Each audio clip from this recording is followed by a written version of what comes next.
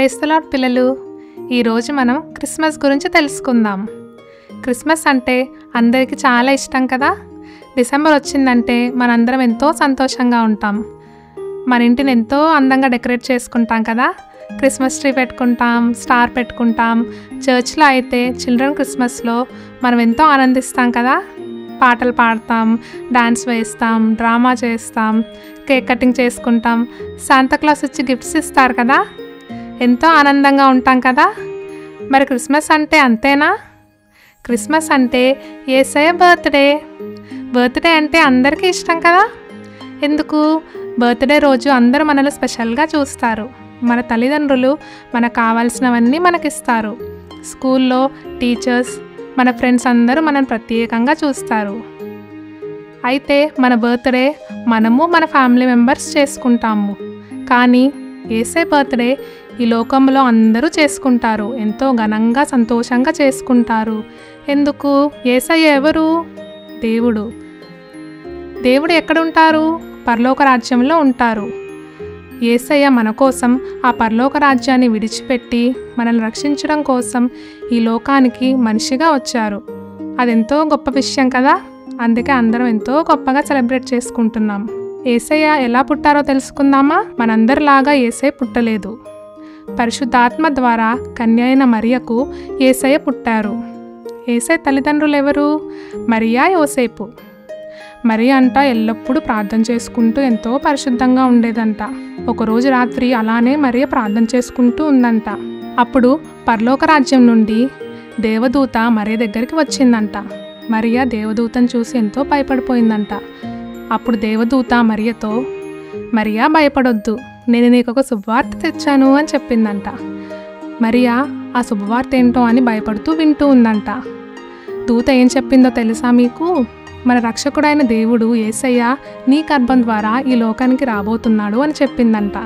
మరి ఎంతో సంతోషించిందంట.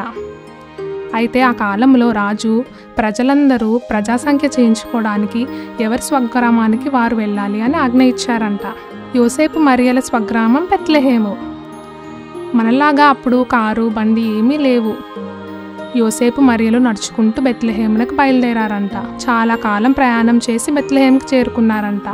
ఆ సమయానికి యేసయ్య పుట్టవలసిన సమయం వచ్చింది. అయితే బెత్లెహేములో మరియ యోసేపులు ఉండడానికి ఎక్కడా స్థలం లేదంట. ఏ ఇంటికి వెళ్ళినా మా దగ్గర స్థలం లేదు అని చెప్పారంట. అయితే ఒక యజమాని, నా పశువుల పాకలో కొంచెం స్థలం ఉంది, కావాలంటే మీరు అక్కడ ఉండండి అని చెప్పారంట. మరియ యోసేపులు ఇంకెక్కడా స్థలం లేనందుకు ఆ పశువుల పాకలో ఉన్నారంట.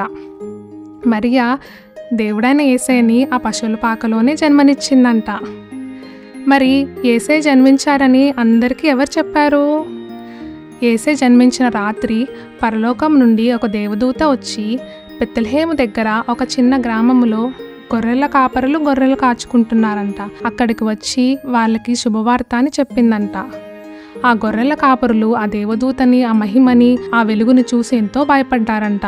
అయితే ఆ దేవదూత, భయపడవద్దు, నేను మీకు ఒక శుభవార్త తెచ్చాను. దేవుడైన యేసయ్య మనందరి కొరకు బెత్లెహేములో జన్మించారు, ఒక పశువుల పాకలో ఉన్నారు అని చెప్పిందంట. ఆ గొర్రెల కాపురులు ఎంతో ఆశ్చర్యపోయారంట. యేసయ్య పుట్టారు, రక్షకుడు పుట్టారని ఒక దేవదూత ద్వారా సమాచారం ఇచ్చారని ఎంతో సంతోషిస్తూ దేవుని స్తుతిస్తూ బెత్లెహేమునకు వెళ్ళి యేసయ్యను చూసి ఎంతో ఆనందించి వారు జరిగిన సంఘటనలన్నీ చుట్టుపక్కల వాళ్ళందరికీ చెప్పారంట. విన్నవారందరూ ఎంతో ఆశ్చర్యపోయారంట. ఇంకా ఎవరు గుర్తొస్తారు మన క్రిస్మస్ అంటే? జ్ఞానులు. మనందరం ఇంటి మీద స్టార్ పెట్టుకుంటాం కదా క్రిస్మస్ వస్తే. అయితే యేసయ్య పుట్టినప్పుడంట పశువుల పాక మీద చాలా పెద్ద స్టార్ వచ్చిందంట ఆకాశంలో. అయితే వేరే దేశంలో జ్ఞానులు చూసి ఇంత పెద్ద నక్షత్రము ఆకాశంలో ఎప్పుడు చూడలేదు, ఎందుకు అని తెలుసుకుని దేవుడైన యేసయ్య ఈ లోకంలో జన్మించారని ఆయనను చూడడానికి బయలుదేరారంట. ఆ నక్షత్రమే వాళ్ళకి దారి చూపించిందంట. ఆ నక్షత్రాన్ని వెంబడిస్తూ పశువుల పాక దగ్గరకు చేరుకుని జ్ఞానులు ఎంతో ఆశ్చర్యపోయి దేవుని చూసి సంతోషించి వాళ్ళు తెచ్చిన బహుమతులు ఇచ్చారంట. ఇవన్నీ యేసయ్య పుట్టినప్పుడు జరిగిన సంగతులు. అన్నీ నేర్చుకున్నాం కదా. మరి మనం ఏం చేయాలి? దేవుడు ఎంత గొప్పవారు.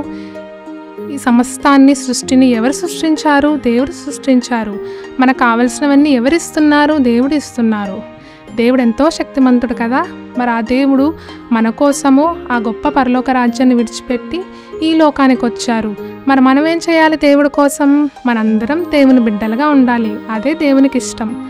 మనము మన పేరెంట్స్ చెప్పిన మాట వినాలి, స్కూల్లో టీచర్ చెప్పిన మాట విని మంచిగా చదువుకోవాలి, మంచి మార్కులు తెచ్చుకోవాలి, సండే స్కూల్లో టీచర్ చెప్పింది వినాలి, ప్రతిరోజు బైబిల్ చదువుకుని ప్రార్థన చేసుకుని మంచి బిడ్డలుగా పేరు తెచ్చుకోవాలి.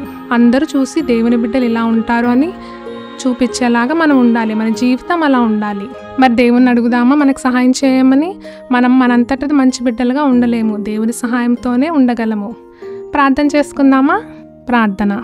దయగల తండ్రి ప్రభువా, ఈరోజు ఈ కార్యక్రమం చూస్తున్న పిల్లలందరూ మీ రాక గురించి ప్రభువా, క్రిస్మస్ గురించి యేసయ్య తెలుసుకోవడానికి మాకు భాగ్యం ఇచ్చారు.